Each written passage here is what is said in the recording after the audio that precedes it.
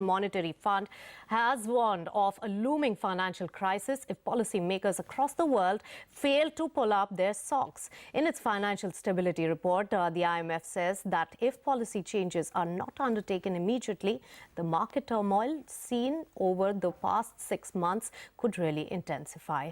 Now, Alexander Mathew is right here with us to put all that into perspective. Take it away, Alex. Well, let me begin by saying it's not a doomsday prediction by the IMF, but the message is clear. If policy changes do not take place immediately, global output, according to them, could be almost 4% lower than the baseline over the next 5 years.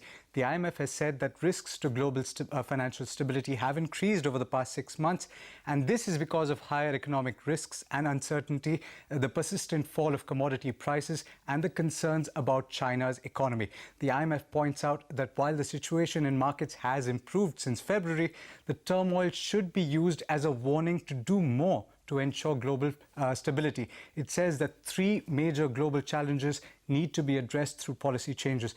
The first is legacy issues in advanced economies. The second is vulnerability in emerging markets. And the last is systemic market liquidity risks. If these issues are addressed, world output, according to the IMF, could be as much as 1.7% higher than the baseline by 2018.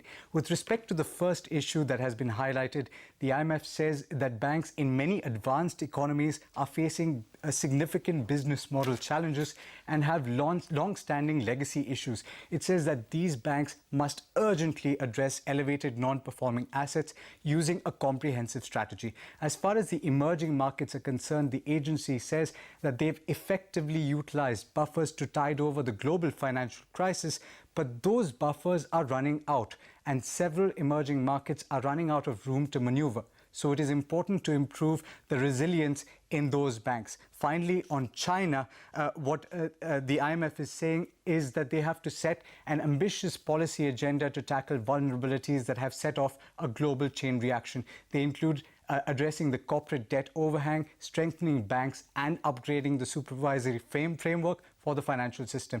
In conclusion, the IMF says that well-designed structural reforms and growth-friendly fiscal policies must support monetary policy measures in order to ensure that they are more potent and effective.